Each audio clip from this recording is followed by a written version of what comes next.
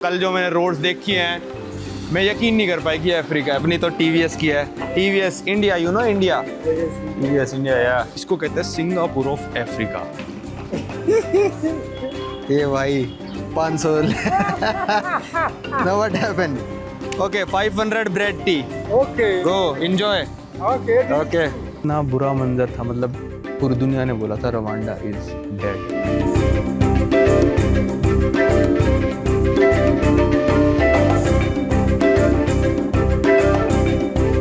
स्वागत है भाई आप सभी लोगों का एक नए दिन में, एक नए देश से। कल पहुंच गए थे हम, पर भाई रात को पहुंचे 12 बजे, तो अपने होटल पहुंचे हम 11 बजे के करीब। नींद आते आते 12 बज गए। इतने थके हुए 17 घंटे में हम आए थे भाई बुरुंडी से, पता नहीं कैसे लोट पोट होते हुए। पहले खचाखच भरी हुई बस ली, फिर भाई 80 किलोमीटर के लिए बाइक ली, फिर इतनी स्लो लोकल बस ली रवांडा में आके कि पहुंचते पहुंचते भाई 17 घंटे लग गए हमको 450 किलोमीटर कवर करने में। पर चलो पहुंच गए। और हमारा टोटल खर्चा शायद मैंने नहीं बताया था, $5 लिए थे टैक्सी वाले ने बस स्टैंड जाने के बुरुंडी, फिर बुरुंडी की बस ने $5 लिए थे, फिर बॉर्डर से बाइक वाले ने लगभग $9 लिए थे, फिर बॉर्डर पे ट्रांजिट वीज़ा $30 का लेना पड़ गया, और फिर आखिरी में जो बस थी वो थी सिर्फ और सिर्फ $3.5-4 करीब की, मतलब $50 टोटल में लगे होंगे। पे फिर शुरू हो गई क्या बारिश। भाई सुबह से बारिश ही हो जा रही है और इतना तेज़ होती है बारिश कि छुपने का मौका तक नहीं मिलता। तो सुबह से वेट कर रहा हूँ, दोपहर के 2 बज गए। खैर रेस्ट भी हो गया अपना, पर यार बारिश की वजह से कहीं निकल ही नहीं पा रहा मैं। देखना इस रोड का तो भाई नदी बन गई है ये रोड तो ना। अभी रुकी थी, मेरे को लगा बाइक वाले खड़े ही हैं जाएंगे, और फिर शुरू हो गई। और अगर मैं फ़्लाइट लेके आता तो डायरेक्ट बुजुम्बुरा से किगाली जो रवांडा की कैपिटल है उसकी फ़्लाइट चलती है, जो कि $300 की पड़ेगी भाई। ठीक है, आप एयरपोर्ट तक जाओगे तो 320, फिर एयरपोर्ट से यहाँ आओगे मतलब 350 तक मान लो आगे खर्च होंगे। वो सफ़र मैंने $50 में करा, पर 17 घंटे अपनी कमर तुड़वानी पड़ी। तो हम हैं अभी अपनी कंट्री नंबर 158 में, जो कि है रवांडा, उसके कैपिटल सिटी किगाली में। भाई ये वाली रोड देख के रवांडा को जज मत करना। कल जो मैंने रोड्स देखी हैं मैं यकीन नहीं कर पाई कि अफ्रीका है भाई। फिर बारिश शुरू हो गई। वेट करते हैं बारिश रुकने का तो कहीं चलेंगे। बंदे तो अपने होटल के बाहर ही खड़े हैं टैक्सी वाले।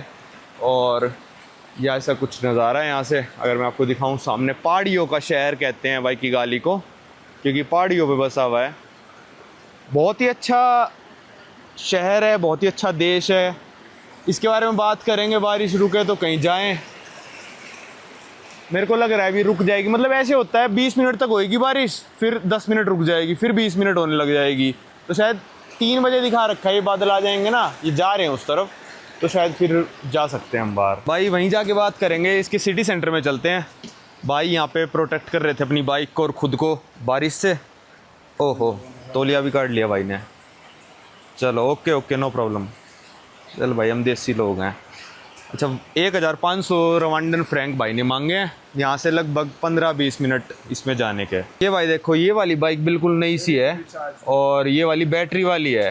How many kilometre it go one charge? Oh 21% battery बची। Battery over?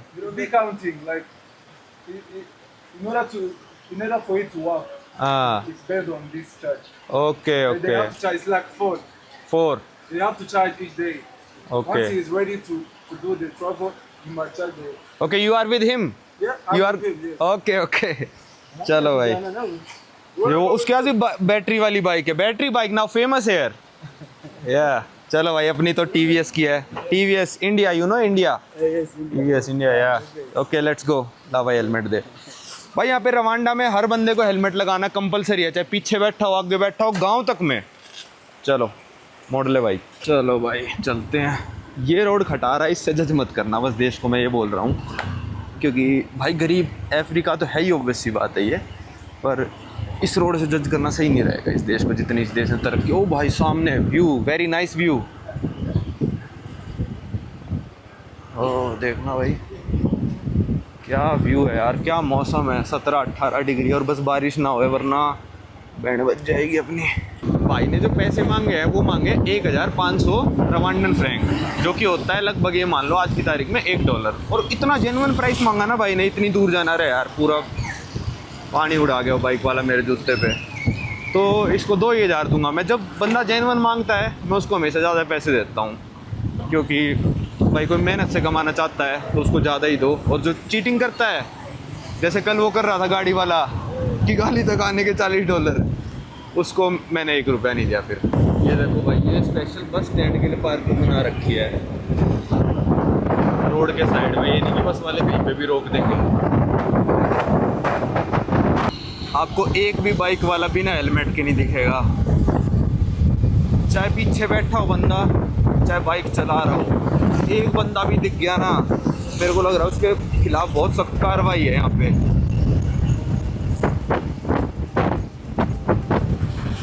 प्रॉपर लेन की मार्किंग्स हैं। अरे यार बारिश शुरू हो गई फिर।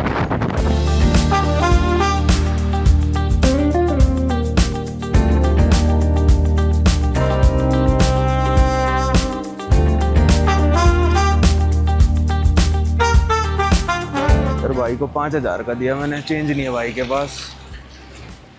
कुछ तो हो, किसी के पास ही नहीं है यार,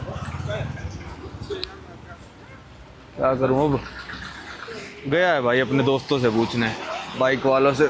यहाँ पे एक ATM था, बारिश हो रही है, जब तक बारिश रुके मैंने कहा ट्राई कर लेते हैं यार, क्या पता है चार्जेस वगैरह ना लेता हो। अब भाई बाइक वाले को एक बंदा मिला, एजेंट था वो। तो एजेंट क्या करते हैं, जैसे उस बाइक वाले को 1500 उन्होंने पेटीएम टाइप कर दिए, मोमो कहते हैं यहाँ पे, मोमो कर दिए, और 3,500 मेरे को खुले दे दिए फिर उसने। ठीक है, तो मैंने 500 का फिर उसको दे दिया, खुश हो गया बेचारा। पर आप ये सोचो यार कि अगर मैं किसी से 3 लिख लेंगे क्या इतने, आज 3 लाख ही भरता हूँ मैं, किससे आई 100 रुपये की चीज़ खरीद रहा हूँ तो 500 के खुले तो होने चाहिए ना।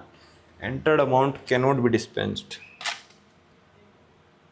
अच्छा, कल कितने बजे निकाले थे, फिर 1 घंटा बाद ट्राई करते हैं। ये मैंने बाइक वाले को बोला था कि तू कार फ्री जोन में लेके चला जा मेरे को। तो यहाँ पे कितने मस्त रोड हैं यार, लग ही नहीं रहा कहीं पे अफ्रीका में घूम रहा हूँ मैं, है ना। कार फ्री जोन में लेके चला जा। तो एक कार फ्री जोन है, यहाँ पे सिर्फ पेडेस्ट्रियंस चल सकते हैं एक तरह से। मतलब रात को लोग आके यहाँ पे खाना पीना वगैरह, मतलब घूमने फिरने तक का एरिया है ये, मस्त। तो यहाँ पे आ गया था मैं, ये देखो सारी शॉप्स वगैरह, खाने पीने की, coffee. Yes, no thank you. भाई ऐसे मांगने वाले आते हैं और कितनों को ही दोगे आप, वो बात है ना। बारिश हो रही है तो माहौल थोड़ा इतना अच्छा है नहीं। तो रवांडा जो कंट्री है ये पड़ती है ईस्ट अफ्रीका में। इसके आपको अगर वेस्ट में देखोगे तो DRC लगेगा, साउथ में जहाँ से वहाँ बुरुंडी, फिर नॉर्थ में जहाँ पे हमको कल जाना है युगांडा, और इनका बॉर्डर तंजानिया के साथ भी लगता है, जिस बॉर्डर को हम कल क्रॉस करके आए हैं। तो ये तो होगी भाई रवांडा की लोकेशन। पर रवांडा फेमस क्यों हुआ है, देश एकदम से बहुत ज़्यादा फेमस हो गया, वर्ल्ड वाइड फेमस हो गया है। इसको कहते हैं सिंगापुर ऑफ अफ्रीका। तो रवांडा की जो कैपिटल सिटी और ओवरऑल पूरा देश इतना साफ बना कैसे भाई, इन्होंने एक इनिशिएटिव इनके प्रेसिडेंट ने लिया था कि हम अपने देश को अफ्रीका का क्लीनेस्ट नेशन बना देंगे। ठीक है, तो हर सैटरडे जो कि मंथ का आखिरी सैटरडे होता है, उस दिन ये एक प्रोग्राम चलाते हैं। मतलब प्रोग्राम नहीं, वो एक कम्युनिटी सर्विस है जो कम्युनिटी अपने लिए ही कर रही है, उसका नाम है उमुगांडा। इसमें क्या है भाई, जो बंदे हैं अपने आसपास, अपने घर के आसपास सड़कों की खुद सफाई करते हैं, जिसकी वजह से आप यहाँ पे देखोगे तो कोई भी कूड़ा पड़ा नहीं मिलेगा। प्लास्टिक बैग्स पूरे देश में बैंड है, और ये लोग अब खुद भी कूड़ा नहीं फैला रहे, क्योंकि उनको पता है कि हमको ही सफाई करनी है। और ये कंपलसरी है भाई कि आपको घर से निकल के महीने के आखिरी सैटरडे को सफाई करनी पड़ेगी। हो सकता है अगर कोई मान लो पड़ोसी रिपोर्ट कर दे कि भाई ये वाला बंदा तो नहीं आया था, तो क्या पता, हो सकता है उसके ऊपर फाइन भी हो जाए। रवांडा है अफ्रीका की one of the least corrupt country. इसके साथ साथ बोत्सवाना भी बहुत कम करप्ट है, और सेशेल्स भी बहुत कम करप्ट है। सेशेल्स तो चलो आइलैंड हो गया। रवांडा की जो पॉलिसी है करप्शन को लेके, वो ज़ीरो टॉलरेंस है भाई, कि हम बिल्कुल टॉलरेट नहीं करेंगे। बड़े बड़े मंत्रियों को भी इन्होंने जेल में डाला है करप्शन के ऊपर। तो यहाँ देखो, ओ भाई ये तो मैंने अभी देखी, वीडियो बनाने में बिजी रह गया। इतनी बड़ी बड़ी बिल्डिंग्स यहाँ पे बनने लग रही है। ये आ गया किगाली का एक साइन, यहाँ से यहाँ तक तो रोड थी, देखो कितनी शानदार, ऐसा लग रहा है भाई यूरोप में। अगर आप लोगों को नहीं देखोगे, लोगों को देखते ही पता चल जाएगा आपको अफ्रीका में हो आप, पर लोगों को नहीं देखोगे तो आपको लगेगा कि आप किसी डेवलप्ड कंट्री में घूमने लग रहे हो। ये देखो, ये वाला एरिया भी कार फ्री एरिया है, मतलब वैसे तो गाड़ियाँ खड़ी है पर ट्रैफिक इतना है नहीं। ये वाला पूरा पेडेस्ट्रियन के लिए ही है वॉकिंग एरिया, जो कि सिटी सेंटर कहते हैं जिसको ये लोग। भाई यहाँ देखो लिखा है जेनोसाइड नेवर अगेन। इसके बारे में हम बात करेंगे। रवांडा में एक बहुत ही बड़ा जेनोसाइड हुआ था जिसमें इनकी बहुत सारी पॉपुलेशन मारी गई थी। उसके बारे में थोड़ी देर में बात करते हैं।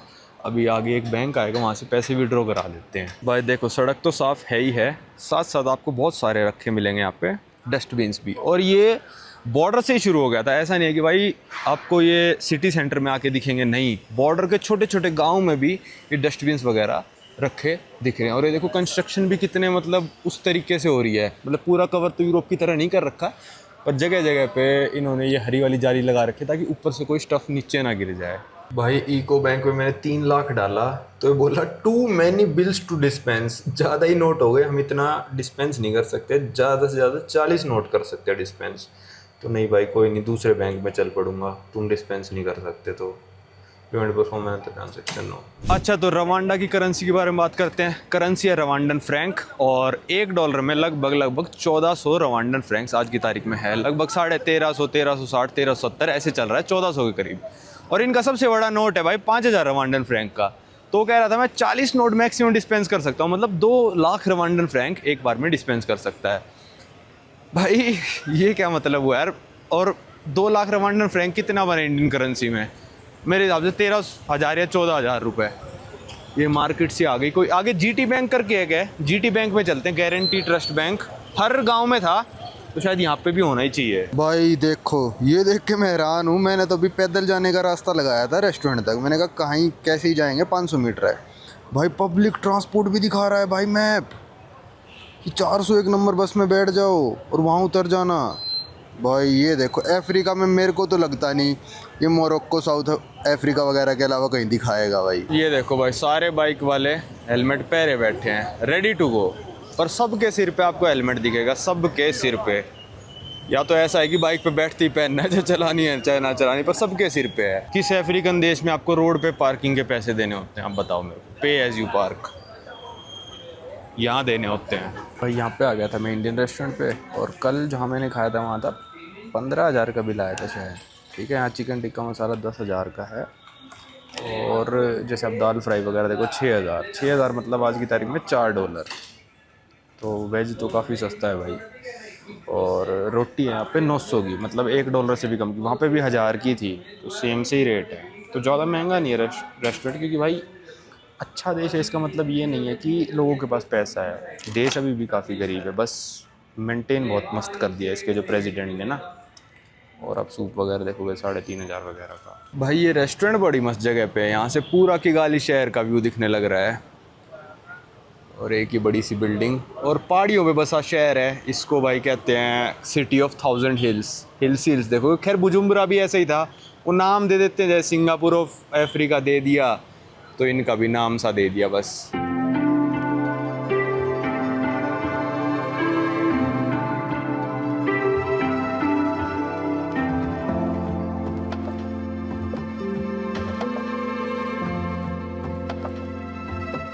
अच्छा मैं अगर बताऊं तो यहाँ पे जो प्रेसिडेंट अभी हैं मौजूद हैं, वो पिछले 25 साल 26वां साल लग चुका है, 2000 से 2026 तक आज तक वही प्रेसिडेंट हैं। और पिछले इलेक्शन में उनको 99% ऑफ द वोट्स मिले थे। भाई ये तो पॉसिबल ही नहीं है। जो अपने इंडिया में जीतती है पार्टी, उसको मेरे हिसाब से पूरे ऑल ओवर इंडिया में से 23 या 24% वोट मिलते होंगे। जैसे बीजेपी की सरकार है और उनके कोalition वगैरह मिला के 40% हो जाते होंगे, और 40% में सरकार बन जाती है। पर यहाँ के प्रेसिडेंट को 99% ऑफ द वोट्स मिले हैं। भाई देखो यार, बंदे ने काम तो सही करा है, करप्शन मिटा दी, बड़े बड़े मिनिस्टरों को भी जेल में डाल दिया जो करप्शन कर रहे हैं। ठीक है, साफ़ सफाई कर दी, चोरी डकैती बहुत कम कर दी। जो गाड़ी वाला आया था, मैंने उसको बताया मेरा पहला दिन है, मैं बुरुंडी से आ रहा हूँ। कह रहे हैं यहाँ पे कोई डरने की बात नहीं है, all safe, Rwanda Kigali safe, you are in safe country, ऐसे बोल रहा था वो मेरे को। और मेरे को भी सेफ़ ही लग रहा है भाई यहाँ पे। मतलब वही है, छोटी मोटी चोरी डकैती तो भाई कोई पूरी दुनिया में देश नहीं होगा जहाँ पे नहीं होती होगी। एक दो देशों को छोड़ के, नॉर्थ कोरिया वगैरह को, छोटी मोटी चोरी डकैती हर जगह हो ही जाती है।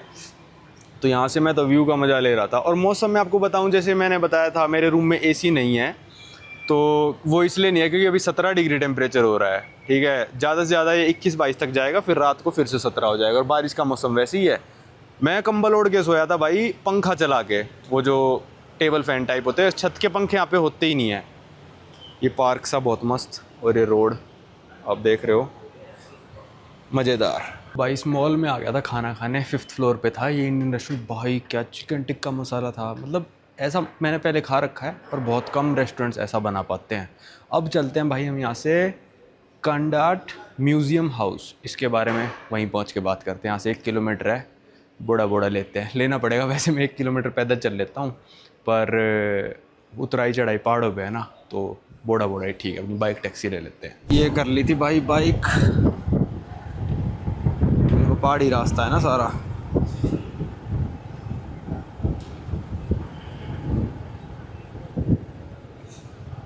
इसको स्ट्रेट नाउ टेक लेफ्ट। इसको बताना पड़ रहा है, इतना फेमस जगह यार, इन लोगों को पता ही नहीं है। फोटो भी दिखा दी मैंने, तब भी नहीं पता। और साफ सफाई देखो आप पूरे देश की।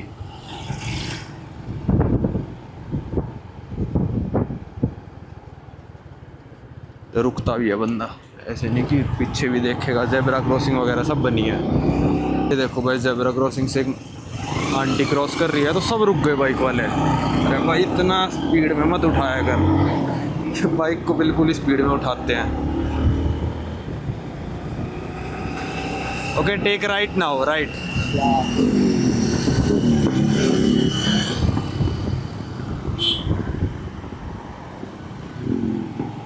Yes this. Okay bro, thank you. You know this now? Yeah, you know. You know it before? Yeah.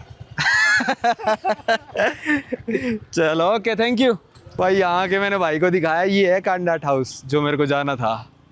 तो कहता है मेरे को तो पता था ये, तो मैं भाई तेरे को फोटो दिखा दी, मैंने पढ़ा दिया। कहता भाई अब पता है मेरे को, यही है। ठीक है चलो आ जाओ, चलते हैं अंदर। और छोटू भाई यहाँ आया तो टिकट लेने था। What do you call this? उनियोबगा। Okay, I eat all together? Each one eats all together, but don't include us in your feed. भाई ये हम आ गए थे कांडाट हाउस म्यूज़ियम पे। ठीक है, अब एक कांडाट कौन था? कांडाट एक जर्मन बंदा था, क्योंकि जो रवांडा था वो पहले था जर्मनी के रूल के अंडर। ज़्यादा इतिहास में नहीं जाते हैं। 1897 से 1916-17 तक ये लोग जर्मनी के अंडर थे, रवांडा, बुरुंडी और तंजानिया। इसको जर्मन ईस्ट अफ्रीकन कॉलोनी कहते थे, तीनों देशों को मिला के। ठीक है, तो वर्ल्ड वॉर 1 में जर्मनी हार गई थी, तो ये पार्ट जर्मनी से लेके बेल्जियम को दे दिया गया। फिर 1917-18 से लेकर 1962 तक इस पूरे एरिया पे जो रवांडा, बुरुंडी, तंजानिया वगैरह था, इन पे बेल्जियम का राज रहा। तो ये जो पूरा एरिया था रवांडा और बुरुंडी का, इसकी कैपिटल बेल्जियम के टाइम पे बुजुम्बरा होती थी। पर जब बेल्जियम छोड़ के गए तो बुरुंडी कैपिटल तो बुजुम्बरा ही रह गई, पर रवांडा की कैपिटल किगाली बना दी गई। किगाली बहुत ही छोटा टाउन था। जर्मनी का जो बंदा था वो यहाँ पे डिस्कवरी करने आया था, अपना एक्सप्लोरेशन करने आया था, तो किगाली उसको काफ़ी पसंद आया था कि भाई यहाँ का वेदर वगैरह अच्छा है, तो मैं यहीं रह जाता हूँ। तो यहाँ पे देखो 1907 में जो रिचर्ड कंडाट था उसने डिसाइड करा कि किगाली को अपना रेजिडेंस बनाता हूँ। 1907 में यहाँ पे सिर्फ पॉपुलेशन 2000 लोगों की थी किगाली शहर में, जिसमें से 420 तो फॉरेनर्स ही थे। मेनली उन फॉरेनर्स में कौन था? Indians, Arab and only 9 German लोग रहते थे। तो ये पूरा मतलब जर्मनी का हेडक्वार्टर कहते थे उस टाइम पे, मतलब 2000 लोगों के लिए। देखो काफ़ी बड़ा है, पीछे एक रेप्टाइल पार्क भी है। तो वहाँ पे थोड़ी हिस्ट्री है, वो दिखाता हूँ मैं आपको। देखो भाई 1880 में अफ्रीका में अपने किंगडम्स थे। ठीक है, जैसे ये हो गया बुरुंडी का अपना ही किंगडम था, जैसे मैंने बताया था ना, बुरुंडी का किंगडम ऑफ उरुंडी। फिर यहाँ पे रवांडा का अपना अलग नक्शा आपको दिख रहा होगा, अलग अलग किंगडम थे। ठीक है, अब जैसे यूरोपियन पावर्स आने लगी तो भाई इनका देखो, ये पूरा एरिया बेल्जियम का हो गया, ये आज की तारीख में डेमोक्रेटिक रिपब्लिक ऑफ कॉन्गो है। ठीक है, ये पूरा ब्रिटिश का हो गया, इथोपिया फ्री था। ये देखो ये है रवांडा, बुरुंडी और तंजानिया, ये जर्मन के अंडर था 1900 के करीब। ये पूरा ब्रिटिश, पुर्तगीज, मतलब जर्मन ने भी बहुत रूल किया है भाई। कैमरून को जर्मन ने रूल करा है, इन तीनों को जर्मनी, नामीबिया को जर्मनी ने, इटली ने इसको करा है, पूरे को इटली ने इसको करा है, ब्रिटिश ने इतना सारा करा है, फ्रेंच वालों ने इतना रूल करा है। ये सारी कंट्री जो हम विज़िट करके आए थे ना, चैड, निजर और ये कौन सी है, पेनिन, बुर्किना फासो, मॉरिटानिया, ये सारा ऐसे था। तो हम अभी इस एरिया में घूम रहे हैं जो जर्मनी ने राज करा था इस पे, पर बाद में बेल्जियम को दे दिया गया था। इसके साथ ही यहाँ बेल्जियम राज कर रहा था तो इसको बेल्जियम को ऐसे दे दिया, ये पूरा बेल्जियम का हो गया था फिर। ये देखो भाई, जब डीकोलोनाइजेशन हुई थी अफ्रीका की, मतलब कि जब छोड़ के जाने लग गए थे ना सारे देश जो यूरोप के थे, कब कब किस किस देश को आज़ादी मिली है। देखो यहाँ से पूरा फ्रेंच छोड़ के चला गया 1960 में, जो हम विज़िट करे थे हमने सारे देश, ठीक है, या 1960 में, मतलब 1960-70 के बीच में सारा ही छोड़ दिया था इन्होंने। अब ये जो था बेल्जियम छोड़ गए तो 1961 में तंजानिया, बुरुंडी और रवांडा को। फिर ये छोड़ दिया कोंगो 1960 में, कीनिया छोड़ा इतने में। तो 1960 के दशक में लगभग यूरोपियंस ने सारा ही खाली कर दिया था। वो देखो भाई गोरिल्ला बिठा रखा है, और यहाँ पे इनका एक रेप्टाइल पार्क भी था। ये देखो मगरमच्छ पड़ा हुआ है, एक वो रहा मगरमच्छ पड़ा हुआ है, मगरमच्छ, सांप वाँप। तो भाई मैंने पूछा कि ये तो रेनोवेशन के लिए जा रहा है तो जानवर कहाँ गए, क्या जानवर वहीं पड़े हैं, पर अभी सेफ़ नहीं है कि हम टूरिस्ट को वहाँ पे जाने दें। यहाँ से देखो पूरा व्यू मिलने लग रहा है। अच्छा, रवांडा के लिए ना गोरिल्ला बहुत इंपॉर्टेंट है, क्योंकि दुनिया में ऐसे शायद सिर्फ 3 ही देश हैं, पता नहीं किसी और देश में ले गए हो दिखाने के लिए तो अलग बात है, पर 3 ही ऐसे देश हैं जहाँ पे गोरिल्लाज पाए जाते हैं। एक है रवांडा, दूसरा युगांडा और तीसरा डेमोक्रेटिक रिपब्लिक ऑफ कॉन्गो। और कॉन्गो के भी उसी पार्ट में जो रवांडा और युगांडा से मिला हुआ है बिल्कुल। कॉन्गो भाई इतना बड़ा है डेमोक्रेटिक रिपब्लिक ऑफ कॉन्गो कि यहाँ से शुरू होता है और वो अटलांटिक ओशन तक जाता है। साउथ अमेरिका से जितना पास है उतना इन देशों से पास है, इतना बड़ा है डेमोक्रेटिक रिपब्लिक ऑफ कॉन्गो। उतना ही बड़ा नाम है और उतना ही घटिया देश है, देखना जब मैं विजिट करूँगा। आप गोरिल्ला ट्रैकिंग के लिए जा सकते हो इन तीनों देशों में। सबसे सस्ता जो पड़ता है वो पड़ता है कॉन्गो, क्योंकि सबसे गरीब देश भी इन तीनों में कॉन्गो ही है। उसका ट्रैकिंग का परमिट है $400 वहाँ पे। फिर आता है युगांडा, उसमें ट्रैकिंग का परमिट है गोरिल्ला के लिए $800 का, मतलब ये सरकारी रेट हैं। और तीसरे में महंगा आता है भाई रवांडा। यहाँ पे गोरिल्ला ट्रैकिंग की जो परमिट का कॉस्ट है, पता है कितना है वो? सिर्फ परमिट का कॉस्ट $1500, 1,000-1.5 लाख रुपए आप सिर्फ गोरिल्ला देखने के लिए, परमिट ट्रैकिंग में, नेशनल पार्क में जाने के लिए उतने पैसे देने पड़ेंगे। तो मैं तो कहूँगा भाई क्या कॉन्गो में जाके करो, मैं करता, पर अभी वहाँ पे रेबल ग्रुप का कुछ झगड़ा वगड़ा चल रहा है तो इस टाइम पे नेशनल पार्क बंद कर रखा है। और $800 भी मेरे को तो ज़्यादा ही लग रहा है। खैर हैं तो 400 भी ज़्यादा ही, 40,000 रुपये देख के गोरिल्ला देख के आओ। पर अगर खुला होता तो मैं चला जाता, पर 800 दे के तो मैं युगांडा में ही जाऊँ, और 1500 दे के तो कोई मतलब ही नहीं है। चलो चलते हैं यहाँ से, देख लिया, अब चलते हैं बस स्टेशन। भाई यहाँ पे 10,000 फ्रैंक की एंट्री थी, तो मैंने 10,000 फ्रैंक दे ही दिए थे। और उस शुरू में जो उन्होंने खिलाया ना मेरे को, मूंगफली थी भाई। मैं कहा भाई इंडिया में दुनिया खाती है ये। कहते हम टीवी देखते देखते खाते हैं। मैंने कहा हम भी टीवी देखते देखते ही खाते हैं, चटर पटर का स्नैक्स है ये। सब लोग खाने लग रहे थे मूंगफली, तो मेरे को लगा 2,000 फ्रैंक की टिकट है, पर यहाँ पे है 10,000 फ्रैंक की। वो यहाँ के सिटीजन्स के लिए है 2,000 की, है ना। तो मैंने कहा अब आ ही गया हूँ तो दे ही देता हूँ। वैसे इतना खास था नहीं कुछ भी म्यूज़ियम में, तो आप स्किप कर सकते हो इजीली अगर आप आओ तो। फिर मैंने लड़की से पूछ लिया, मैंने कहा तूने गोरिल्ला देखे हैं क्या असली में? कहती हाँ देखे, हमारे लिए काफ़ी चीप है वहाँ पे जाना। कहती 2 लाख रवांडियन फ्रैंक्स हमको देने पड़ते हैं बस, और हम गोरिल्ला देख सकते हैं। 2 लाख फ्रैंक कितने हुए? 12-13 हज़ार रुपये, मतलब $150 तो इनके लिए भी है। हमारे लिए $1,500 है भाई रवांडा में, 10 गुना, तो उतना तो नहीं देंगे। अब चलते हैं बस स्टेशन। कल रात की बस मेरे को बुक करानी है, आज ही बुक करा देते हैं। चलो भाई, अरे अरे हेलमेट जब ही दे देते हैं। नो 500 है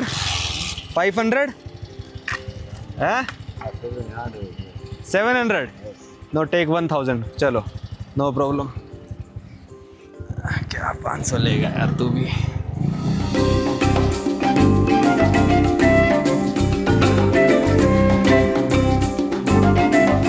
बार तो ऐसा लगता है इन देशों में ना, इनकी जनता, ज़्यादातर जनता 80% ये बाइक टैक्सी चला रही है, ऐसा लगता है भाई देख के। देखना, वैसे ये बात तो सच है, लोगों के पास इतना पैसा नहीं है इन देशों में कि गाड़ी बाइक अपनी अफोर्ड कर सकें, तो इनका धंधा चलता है। अच्छा, यहाँ पे सामने पेट्रोल पंप आ गया, तो मैं आगे रेट आपको दिखा तो शायद नहीं पाऊँगा, पहले ही मुड़ जाएगा। दिख गया 1950 के करीब, तो ये मान लो लगभग $1.25। पे ज़ेब्रा क्रॉसिंग बनी हुई है, हमको जैसे क्रॉस करना है तो रुकना चाहिए था भाई गाड़ियों को, और यहाँ शायद बंदे ज़्यादा हैं इसलिए नहीं रुक रहे। ये है यहाँ का बस पार्क कंपाला का, और कल अगर मैं उस बस से आखिरी तक आता तो बस मेरे को यहाँ पे छोड़ती। इस ऑफिस में आया था मैं ट्रिनिटी एक्सप्रेस में, बोले कैश ही लेंगे, कैश निकलवा के लाते हैं। भाई बुरुंडी की तरह यहाँ पे भी साइकिल वाली रिक्शा हैं, क्योंकि रवांडा भी काफ़ी गरीब देश है, पर ये जैसे लाइट वगैरह पेडेस्ट्रियन की लगी हुई हैं, पर फॉलो वो पुलिस वालों को ही कर रहे हैं, क्योंकि लाइट के हिसाब से कोई चल नहीं रहा है यहाँ पे। वो देखो वो वाली ग्रीन हो रखी है अभी सामने जाने वालों की, पर सामने जाने वाले सारे स्टिल खड़े हैं और लोग निकल रहे हैं, क्योंकि पुलिस वाले हैं वो गाइड कर रहे हैं कि किसको कब निकलना है। देखो वो पुलिस वाला खड़ा ना बीच में, कहाँ गया, खंबे के बीच, वो रहा वो कह रहा है उसके हिसाब से लाइटें अपना चले जा रही हैं, किसी को कोई मतलब नहीं है। शाम के बजने वाले हैं 5। यहाँ पे था बैंक ऑफ किगाली, इससे निकलवाने पड़ेंगे पैसे दे के एक्स्ट्रा। भाई ये देखो ये एजेंट बैठे रहते हैं, हर जगह आपको मिल जाएंगे MTN मोमो करके। ये इनको पैसे भेज दो तो इनके फ़ोन नंबर पे आ जाएंगे, आपको कैश दे देंगे, या फिर इनको कैश दे दो, ये आप किसी को भेज रहे हैं तो पैसे उसके नंबर पे भेज देंगे। तो ऐसा सिस्टम है, या तो ले लो इनसे पैसे या दे दो। कोई भी ATM 2 लाख से ऊपर निकाल नहीं रहा, और चार्ज फी 6000 रवांड नो। भाई ये मेरे पीछे आप इक्विटी बैंक देख रहे हो, इसने फ्री ऑफ चार्ज मेरे को 2 लाख निकाल के दे दिए। वैसे इसका जो नाम आता है ना वो कोपे कुछ बैंक करके आता है, इक्विटी बैंक सर्च करके देख लें, शायद नाम चेंज हो गया हो। तो इसने फ्री में मेरे को 2 लाख निकाल के दे दिए। मतलब 40 नोटों की लिमिट है, पैसों की लिमिट नहीं है, नोटों की लिमिट लग गई यहाँ पे। मतलब 200 भी नहीं, $150 निकले हैं बस। चलो आ जाओ अब खरीदने चलते हैं बस की टिकट, पैसों का जुगाड़ हो गया है। और यहाँ पे भाई मेरे ऊपर ना कोई भी बंदा चिल्ला नहीं रहा है, एक बंदे ने भी मेरे ऊपर चिल्लाया नहीं अभी तक जब से मैं रवांडा आया हूँ। ये देख बच्चे आ गए, पैसे मांग रहे हैं। No money no go no. ये देखो भाई यहाँ पे जो ये इमारत बनी हुई है किगाली कन्वेंशन सेंटर है, इसकी दिन रात वाली फ़ोटो मैं यहाँ लगा देता हूँ। वैसे कल हम विज़िट भी करेंगे इसको। और ये देखो गोरिल्ला छाप रखा है भाई, छाप नहीं मतलब एक होलोग्राम है गोरिल्ला का। इससे आपको पता चल रहा होगा इनके देश के लिए गोरिल्ला कितना इम्पोर्टेंट जानवर है। तो भाई टिकट अपनी ले आया, 30,000 रवांडिन फ्रैंक की है कुछ। चलते हैं यहाँ से अब। ये भाई 500 Now what happened? Okay 500 bread tea, Okay. Go enjoy. Okay. Okay bye bye. Okay. भाई मेरे से कहता चलने से पहले कि 1,500 लूँगा, मतलब ऐसे 3 मांगे थे, फिर मैंने कहा 1.5 दूंगा। कहता ओके। फिर बाइक पे बैठे तो कहता मेरे को यार ब्रेड टी खिलवा दियो। मैं कहा भाई कहाँ तेरे को ब्रेड टी खिला के लाऊं। फिर अब शर्मा आ गया, मैंने कैमरा ऑन किया, मतलब चिल्लाया नहीं। कई लोग होते हैं चिल्लाएंगे कि कैमरा क्यों ऑन कर लिया, यहाँ पे मेरे को ऐसे लोग बिल्कुल भी नहीं मिले और बढ़िया लोग हैं भाई यहाँ के। तो मैंने 500 दे दिए। ऐसे छोटा अमाउंट छोड़ते रहो ना, बंदे बहुत खुश रहते हैं। चलो आ जाओ, यहाँ पे एक नई सड़क पे आया हूँ मैं जिसका नाम है बिरियोगो कार फ्री स्ट्रीट फूड। तो यहाँ पे स्ट्रीट फूड की एक पूरी वो है स्ट्रीट, उस पर मतलब सिर्फ पेडिस्ट्रियंस के लिए वो भी। और भाई हेलमेट लगा के बालों की बैंड बज गई है भाई। वो वाली स्ट्रीट जिसको कहते हैं फास्ट फूड स्ट्रीट है ये सारी की सारी। और यहाँ पे गाड़ियाँ बाइक वगैरह नहीं चलती। देख लो मैं इतना खुल के शायद कि किसी देश में मैं वीडियो बना सकूँ जितनी यहाँ पे बनाने लग रहा हूँ मैं। ये देखो यहाँ पे ये तंबू से क्या लगा दिया भाई। और देखो स्ट्रीट कलरफुल सी बना रखी है, थोड़ी ग्रीन कलर में ना। अंदर जाके स्ट्रीट और डिवाइड हो जाती है। ये थोड़ी सी स्ट्रीट इस तरफ चली गई, सारा खाने पीने का है, बंदे पूल खेल रहे थे पीछे। और ये तंबू से आज कुछ लगा रखे हैं, कुछ रजिस्ट्रेशन होने लग रहा है लोगों का, पता नहीं क्या हो रहा है। ये पूरे ही की गाली में आज लगा रखे थे। यहाँ तो ख़त्म हो गई, उस साइड चलते हैं। तो कॉफ़ी की दुकानें वगैरह गोरिल्ला कॉफ़ी। देखो भाई गोरिल्ला कॉफ़ी कितनी शांति है। 2-4 बंदे आए मेरे पास कि हमारे रेस्टोरेंट में चलो, हमारे में चलो, पर कोई भी ऐसा फोर्स नहीं करा किसी बंदे ने ना मेरे को। सारी स्ट्रीट फूड के शॉप्स हैं यहाँ पे। तो आप देख रहे हो भाई कि कितना काम देश है कि कोई घेरा नहीं किसी ने मेरे को आके, ना बाइक वाले घेरते हैं यहाँ पे जैसे और देशों में घेर लेते थे। Hello. Welcome to the place of Long. Oh, I already eat. Otherwise, I will. Fresh juice, sugarcane, milkshake. Welcome. And Okay. frosty. Milkshake? Yes, we have milkshake. You have banana milkshake? Yes, we have. Okay, 1 banana milkshake. Okay. Get 1. Yeah. It's okay. I only sit on 1 chair. Okay. 10 minutes. Okay, no problem. Okay. भाई बंदे बुलाने लग गए। मैंने कहा भाई पिला दो बनाना शेक जो भी तुम्हारे पास है। मैं तो ऐसे ही बैठ के अभी खाना खा के आया ही था। फिर यहाँ से अपना होटल पास है, मैंने कहा आपको स्ट्रीट दिखा दूँ। तो कितना मतलब आराम से यार, कितने आराम से है, वरना और देशों में चिल्लम चिल्ली थोड़ा डेवलप होने के बाद, सलीका सीखने के बाद थोड़ा ये तो हो जाता है। देखो बिल्कुल नॉर्मल है, ऐसे वैसे रेस्टोरेंट नहीं कि भाई बहुत ही हाई फाई रेस्टोरेंट है या फिर मतलब क्या है, इनके लेवल पे हाई फाई है, पर दुनिया के हिसाब से इनको लोकल ही कहेंगे। गाना देखो कौन सा चल रहा है, वो हनुमान का इनका बिग डॉग्स नहीं आया था, पता नहीं सुनाई दे रहा नहीं दे रहा, पर वही चल रहा है। भाई ये आया अपना बनाना शेक, इसमें बर्फ़ भी डाल रखी है। प्राइस पता नहीं यार मेरे को कितने का है, मैं अंदाज़ा लगाऊं तो $1 से ज़्यादा का नहीं होना चाहिए, मैं ये अंदाज़ा लगा रहा हूँ और पता नहीं। भाई यहाँ पे स्कैम करने चला था मेरे साथ, मैंने मेन्यू नहीं मंगाया, ठीक है, मैंने बनाना मिल्क शेक ऑर्डर कर दिया। भाई बिल लेके आया 7,000 फ्रैंक का। 7,000 फ्रैंक पता है कितने होते हैं? $4.5। ठीक है, $4.5 मतलब $450 का मिल्क शेक। अब मैंने कहा मेन्यू लेके आ जा।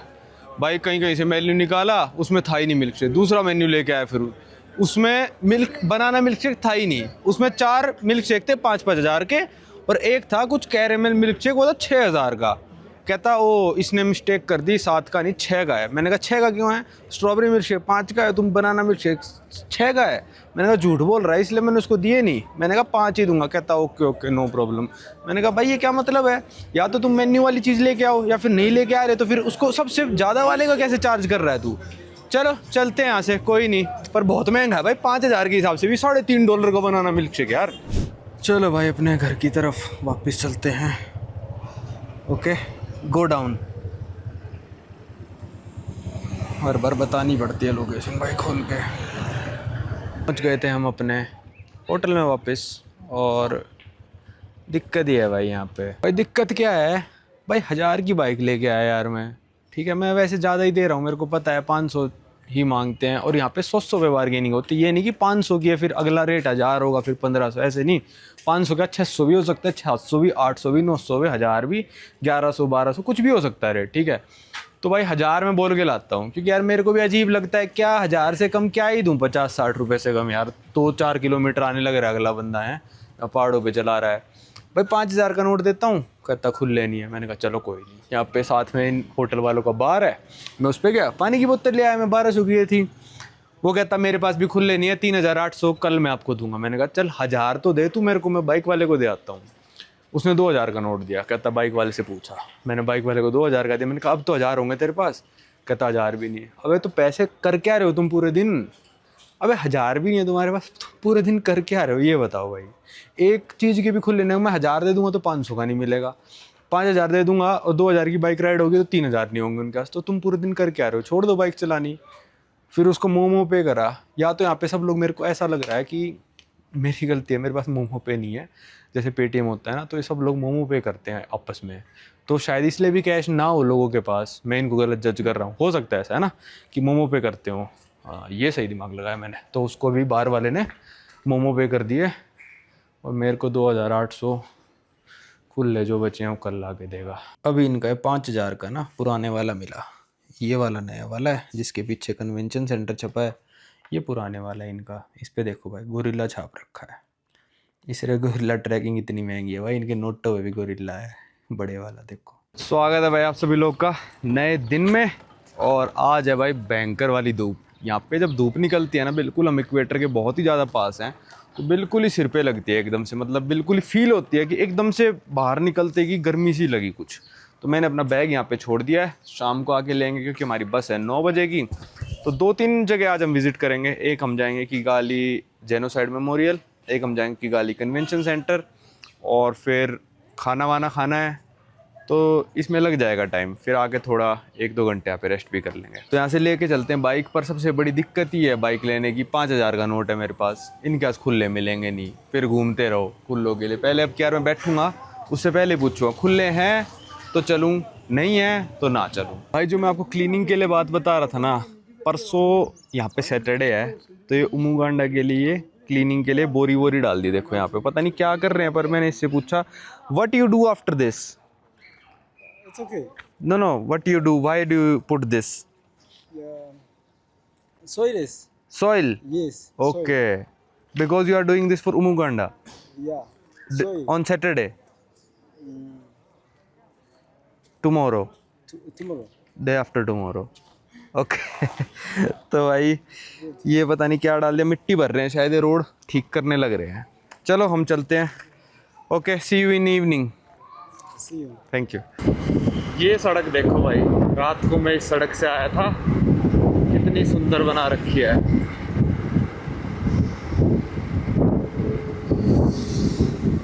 हालांकि सारी सड़कें तो इतनी सुंदर नहीं है, पर कुछ तो कोशिश कर रहे हैं भाई। देखना अभी जब आगे आएगी ना।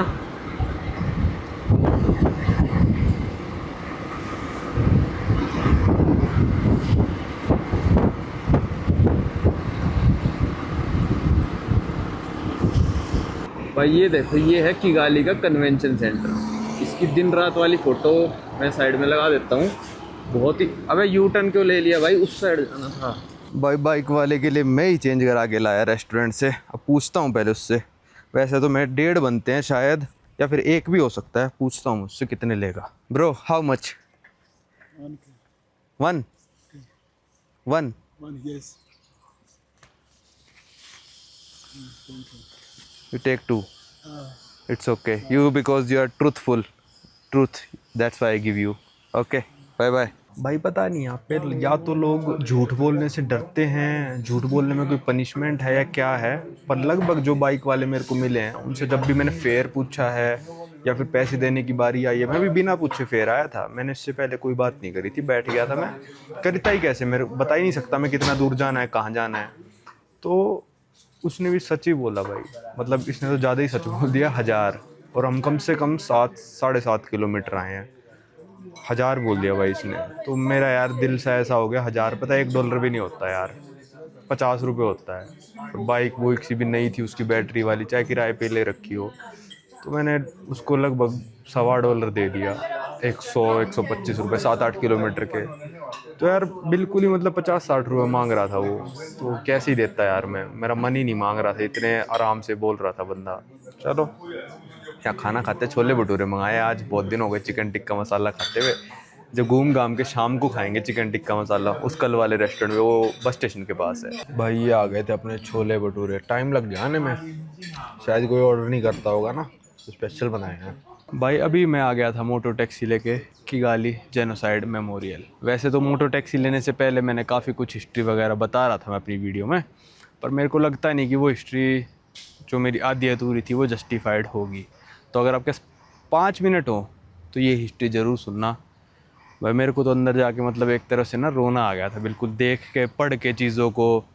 जो इमेजेस हैं वो आधी से ज़्यादा, आधी क्या सारी इमेजेस यहाँ पे चला भी नहीं सकता, ऐसी ऐसी इमेजेस। अंदर तो खैर फोटोग्राफी वीडियोग्राफी अलाउड नहीं है, फ्री ऑफ कॉस्ट जा सकते हो आप इस मेमोरियल के अंदर। तो भाई ये बात शुरू होती है, पहले आपको रवांडा के बारे में जानना पड़ेगा। यहाँ पे 2 एथनिक लोग रहते हैं, एक है हुतू, दूसरे हैं तुत्सीज, ठीक है। तो ये दोनों हैं तो सेम ही ट्राइब के, ठीक है। पर जो तुत्सी लोग होते हैं वो थोड़े अमीर होते हैं, हुतू थोड़े गरीब होते हैं। मतलब गरीब इन द सेंस कि किसी के पास गाय ज़्यादा हैं तो वो तुत्सी माना जाएगा, किसी के पास कम पैसा, गाय कैटल वगैरह कम है तो हुतू माना जाता है। तो 85% ऑफ द पॉपुलेशन रवांडा की हुतू लोगों की है और 15% के करीब तुत्सी लोग हैं, ठीक है। 1% कुछ तवा लोग भी हैं, पर उनका कोई इससे लेना देना है नहीं। जैसे दुनिया में हर जगह होता है, जो नेता होगा, कोई राजा होगा, वो हमेशा जो मेजॉरिटी पॉपुलेशन होती है, ऑब्वियसली बात है प्रेसिडेंट या प्राइम मिनिस्टर उसी एथनिक ग्रुप का बनता है। किसी भी देश में आप चले जाओगे तो ऐसा ही रहता है। तो सबसे बेस्ट तरीका होता है भाई, मेजॉरिटी को माइनॉरिटी के ख़िलाफ़ भड़काओ और अपना काम चलाओ, ठीक है। पूरी दुनिया में यही चलता है। तो भाई 1959 के करीब जब यहाँ रवांडा का राजा मर गया था, तो यहाँ पे जितने भी तुत्सी लोग थे उन्होंने रवांडा छोड़ के जाना स्टार्ट कर दिया था। मतलब ये मान लो आप 1960-61 में वो लोग छोड़ के चले गए थे कि अब यहाँ पे कुछ ना कुछ होएगा, और उनके साथ बहुत मिसबिहेव वगैरह, ये वो किलिंग्स वगैरह 1960 में ही स्टार्ट हो गई थी। काफ़ी सारे लोग युगांडा वगैरह चले गए थे, कंडीशंस यहाँ की बिगड़ गई थी। फिर यहाँ पे 1974-75 में, अभी ये तो कुछ भी नहीं हुआ, 1974-75 में एक प्रेसिडेंट बनते हैं, ठीक है। वो प्रेसिडेंट की 1994 में एरोप्लेन क्रैश करा के हत्या कर दी जाती है, जब उनका प्लेन किगाली में लैंड हो रहा था। और वो प्रेसिडेंट जो थे वो हुतू थे, तो नीचे रनवे पे आके कई सारे लोगों ने प्लेन पे गोलियां चला के प्लेन क्रैश में उनकी हत्या कर दी थी। ये बात थी 6 अप्रैल 1994 की, और वो प्रेसिडेंट हुतू थे। तो ये पूरे देश में बात फैल गई थी कि ऐसा ऐसा हुआ है, और विद इन 1 घंटे के अंदर पूरे के पूरे किगाली में रोड ब्लॉक्स हो गए थे। डेथ लिस्ट पहले से तैयार कर रखी थी इन्होंने, प्री प्लानिंग थी एक तरह से आप कह सकते हो। जो लोग मतलब भड़काऊ लोग थे उनकी, ठीक है, उन्होंने रेडियो पे, टीवी पे हुतू लोगों को भड़काना स्टार्ट करा कि भाई तुत्सी लोगों ने करा है और इनको मारना स्टार्ट करो। अंदर कई लोगों के टेस्टिमोनीज वगैरह भी थी जो अपने बयान कर रहे थे कि उस टाइम क्या हुआ था। तो लोग कह रहे थे जिन लोगों के साथ हम डेली खेलते थे, हमारे बच्चे उनके साथ खेलते थे, उनके साथ मतलब मैं था तो उनके साथ शॉपिंग करने चली जाती थी मेरी मम्मी, मतलब पड़ोसी, कईयों के परिवार वाले भी, क्योंकि ऐसा नहीं है कि हुतू तुत्सी हैं तो एक ही बंदे, आपस में वो लोग शादी वादी भी कर सकते हैं। तो आपस में ही परिवार के अंदर ही एक दूसरे के खिलाफ नफ़रत भर दी थी जो नेता लोग थे और जिन रिबेल ग्रुप्स का इन्होंने साथ लिया था नेता लोगों ने। रेडियोज़ पे अनाउंसमेंट होती थी कि भाई अगर तुमने इनको नहीं मारा तो तुम गलत आदमी हो, तुमने इनकी औरतों के साथ गलत काम नहीं करा तो तुम गलत आदमी हो, तुम ये जो कर रहे हो बिल्कुल सही करने लग रहे हो, और ऐसी पूरा नफ़रत भर दिया। ठीक है, अब ऑब्वियस सी बात है यार, किसी देश की 15% पॉपुलेशन अगर किसी और एथनिक ग्रुप से आती है तो 85% लोग उस पर भारी पड़ेंगे। पर इन 85% में भी थोड़ी बहुत पॉपुलेशन थी जिनको कहते हैं हुतू मॉडरेट्स, जो मतलब लोग ऐसे थे, कह रहे थे कि नहीं भाई ये जो हम काम कर रहे हैं गलत है यार, ऐसे किसी आम इंसान को क्यों मारना है भाई, वो तो अपनी ज़िंदगी आराम से जी रहा है, उसने थोड़ी ना मारा है, उसको हम क्यों मारें। तो ऐसे लोगों को गद्दार साबित कर दिया गया और देश से भगा भी दिया गया, मार भी दिया गया कि भाई तुम तो गद्दार हो, एक तरह से ऐसे बोल के। ठीक है भाई, 100 दिनों तक ये मारा काटी चली है। 8 लाख के करीब जो तुत्सी लोग थे वो इसमें मारे गए थे, और हुतू मॉडरेट्स भी, मतलब जो बीच के लोग थे वो कहते नहीं भाई ये काम करना गलत है, हमको किसी की जान नहीं लेनी चाहिए। तो आप ये सोचो जिनकी पॉपुलेशन ही 15% हो, मतलब बचे ही क्या फिर। एक तरह से पूरी तरह से एथनिक क्लिनजिंग कर दी थी कि भाई इस एथनिसिटी के लोगों को मार दिया जाए। और ये करा क्यों, मतलब यार जो आपका पड़ोसी है वही आपको मारने आ जाए, या फिर आप जिस पड़ोसी के साथ रोज़ खेलते हो, रोज़ बातचीत होती है, पड़ोसी है तो मतलब आप सब कुछ शेयर कर रहे हो है ना, और उसको ऐसा भड़का दे उसका नेता कि भाई तुम तो इसको मारो। मतलब ऐसे भड़क गए थे लोग यहाँ पे, और 100 दिनों तक ये मैसेकर चला भाई, बच्चों तक को नहीं छोड़ा। बोले कि हम बच्चों को भी मारेंगे ताकि आगे आने वाली कोई इनकी पुश्त रहे ही ना। तो बच्चों को मारा, वुमेन्स को मारा भाई, रेप करा, सब करा भाई, मतलब जो कर सकते थे। पूरा कंट्रोल रिबेल्स के हाथ में था पूरे देश का। बहुत कुछ था अंदर देखने वाला, पर 15% ऑफ द जनता इस देश की ख़त्म हो गई थी। मतलब एक तरह से बिल्कुल ख़त्म ही कर दिया था, किसी को भी नहीं छोड़ा था भाई। 100 दिन बहुत होते हैं किसी को मारने के, 10 दिन भी बहुत हैं यार। अगर किसी को ऐसे, मतलब वो कहते हैं ना दराती लेके, दराती मतलब आप मान लो एक तलवार सी होती है, वो फसल वगैरह काटने के लिए यूज़ होती है, उससे लेके बंदों को काट दिया था बिल्कुल भाई। मतलब जो मिल रहा था उसको, किसी को नहीं छोड़ा। एक स्टेडियम है यहाँ पे, उसके अंदर लगभग 20,000 लोग इकट्ठा हो गए थे जो तुत्सी लोग थे बचने के लिए। वहाँ पे उस स्टेडियम को चारों तरफ से पहाड़ियों से घेर लिया लोगों ने, और अंदर पहले बम फेंके और फिर सबको जाके काट दिया भाई। तो मेरे को तो भाई इससे यही समझ में आया है, ये बहुत देशों में हो चुका है, ऐसा नहीं कि रवांडा में हुआ है। अंदर और देशों के लगा रखे थे कि इस देश में भी हो चुका, इस देश में भी हो चुका। आपने पता होगा कोई जर्मनी में हिटलर ने कराया था। क्या करें बताओ यार, इतना बुरा मंजर था। मतलब पूरी दुनिया ने बोला था रवांडा इज़ डेड। मतलब कोई बाहर की ऑर्गेनाइजेशन, कोई भी मदद करने इनकी नहीं आई थी। फिर लगभग 100 दिनों के बाद जब यहाँ पे सब रुका, 6 सालों तक और भी ये सब चलता रहा। 2000 में, सन 2000 में आके जो प्रेसिडेंट बनते हैं वो बनते हैं पॉल कगामे। उन्होंने पंचायतें बनाई पूरे हर छोटे छोटे गांव में, जिसको गकाका कहते हैं। अब उन पंचायतों का काम क्या था, उन बंदों को ढूंढना जिन्होंने ये हेट फैलाया, या फिर किसी को कंफर्म पता है कि इसने इस बंदे को मारा है, तो उस पंचायत में लाके, ऐसा नहीं कि भाई सब लोगों ने सबको मारना स्टार्ट कर दिया, ऐसा नहीं था। जो लोग भड़काऊ थे उन्होंने ही।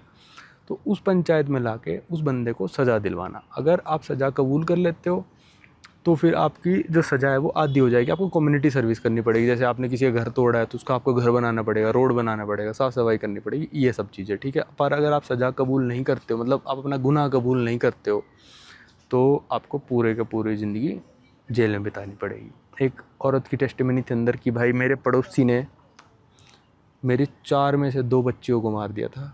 फिर उस पड़ोसी ने मेरे को ये बताया कि उसने मार के उन बच्चियों को कहाँ दबाया। तो मैं उस पड़ोसी की उस चीज़ के लिए बहुत आभारी हूँ, और वो पड़ोसी मेरे से माफ़ी मांग रहा था, मैंने उसको माफ़ कर दिया। और एक बंदे का था जिसने लोगों को मारा था, उसने बोला था कि मेरे बहुत शर्मिंदा हूँ मैं, ये काम करा मैंने, क्यों मारा मैंने इनोसेंट लोगों को, आज तक भी मैं जस्टिफाई नहीं कर पाता। पर जब यार टीवी, रेडियो, न्यूज़पेपर, हर जगह जब आपके दूसरों के खिलाफ हेट भरी जाए आपके अंदर, तो आपका दिमाग वैसे ही सटक जाता है भाई, क्या ही करें बताओ। आज जो प्रेसिडेंट है रवांडा के, पॉल कगामे, वो 1959 में अपनी फैमिली के साथ युगांडा चले गए थे रेफ्यूजी। जैसे मैंने बताया ना, 1959 में ही तुत्सीज़ के साथ गलत काम होने शुरू हो गए थे। तो मतलब मेन तो 1994 ही हुआ है, 1959 में तो हल्का फुल्का ही था, 1994 में तो पूरी हेट भर दी गई थी सब लोगों के अंदर। फिर उसके बाद भाई वो 1994 में जो रवांडन पैट्रियोटिक फ्रंट करके एक रेबल ग्रुप बनाया इन्होंने, पॉल कगामे ने, और उनके साथ इन्होंने रवांडा में आ गए थे 1994 में। फिर जेनोसाइड रुकवाने में भी उनकी काफ़ी बड़ी भूमिका रही थी। उसके बाद वो 1994 में डिफेंस मिनिस्टर और वाइस प्रेसिडेंट थे, 2000 में जाके वो प्रेसिडेंट बन गए। और जो इनके प्रेसिडेंट है पॉल कगामे, वो तुत्सी हैं, वो हुतू नहीं है। तो देख लो भाई, 25 साल हो चुके, बिल्कुल पीस है। हुतू और तुत्सीज़ में अभी तो कुछ नहीं हो रहा है। पर बात यह है कि इनके साथ हो चुका है ये चीज़, ठीक है। तो इन सब लोगों को पता है कि भाई ये करेंगे तो हम अपना ही नुकसान है। पर वो कहते हैं ना, ठोकर खाने से अकल आती है। कोई आपको कहेगा नहीं यार ये गलत है, ये गलत है, नहीं आएगी आपको कल। पर जब आप देख लोगे, यहाँ पे भी लोग सोचते हैं भाई हमने क्यों ही मारा, अपने लोगों को ही मार दिया, अपने परिवार वालों को मार दिया यार, अपने जो दोस्त यार, अड़ोसी पड़ोसी, उन्हीं को काट फेंका हमने ऐसा क्यों करा। लोग आज भी सोचते हैं ये चीज़, ठीक है। जो बड़े लोग हैं या फिर जिन्होंने करा, कई तो बिल्कुल ही हेट में अंधे हो जाते हैं, पर ज़्यादातर लोगों को समझ में आया तभी 25 साल से पॉल कगामे आके प्रेसिडेंट बने हुए हैं। वरना तुत्सीज़ की पॉपुलेशन क्या ही है, कुछ भी नहीं होगी अब तो। इतने सारे तो उस टाइम मार ही दिए थे, तो अब हुतूस तो उठा के उनको जब मर्जी यहाँ से फेंक सकते हैं। पर वो ऐसा कर नहीं रहे हैं, क्योंकि उनको पता है कि भाई करने का कोई फ़ायदा नहीं है, आराम से शांति बना के रहो एक दूसरे के साथ। यहाँ पे थोड़ी सी ग्रेव्स बना रखी हैं, 2,80,000 लोगों का यहाँ पे रेस्टिंग साइट है, 2,80,000 लोगों की बैरियल साइट है। ये ग्रेव्स हैं, ये इसके ऊपर पैर नहीं रख सकते भाई। यहाँ देखना, हाथी बना रखा है जो फ़ोन पे बात कर रहा है, नकली फ़ोन है ये। मेरे को पहले दूर से लग रहा असली फ़ोन है, नकली है। तो इस दर्दनाक हिस्ट्री से निकलने के बाद किगाली रवांडा बन गई है पूरे अफ्रीका की क्लीनेस्ट सिटी। रवांडा को कहते हैं सिंगापुर ऑफ अफ्रीका, और पूरी तरह से तरक्की पे है रवांडा इस टाइम पे। 2000 से लेकर 2026 तक इनकी पर कैपिटा इनकम 4 गुना हो चुकी है। धीरे धीरे तरक्की कर रहे हैं, जैसे आप देख रहे हो, सेफ्टी वगैरह सब कुछ है, और क्राइम नहीं है, करप्शन नहीं है। अच्छा लगा देख के, आपको रवांडा का अच्छा साइड दिखाया, बुरा पास्ट दिखाया, और शाम को हमारे यहाँ से बस है, तो वो सब अगली वीडियो में चलते हैं। भाई ये पूरे रवांडा में पहला बंदा मिला। You are first person who are giving me change. Okay, how much? 1.5 Yes. Okay, give me change 3.5। Okay, thank you. इस वीडियो को रखते हैं यहीं तक। इसमें आपने देखी रवांडा का अच्छा साइड, इनकी बुरी हिस्ट्री, अच्छे लोग, और बहुत मज़ा आया मेरे को इस देश में। अगर मैं कहूँ अफ्रीका में अभी तक सबसे ज़्यादा जो मज़ा आया है, मतलब लोगों वो सब कुछ मिला के वो रवांडा में ही आया है। हालांकि कुछ बुरा हो जाता तो सबसे बुरा बन जाता, पर नहीं, अच्छा देश था, मौसम अच्छा है, आप घूमने आ सकते हो, बहुत मज़ा आएगा। इस वीडियो को रखते हैं यहीं तक। अब आपको मिलेंगे अगली वीडियो में अगले देश में।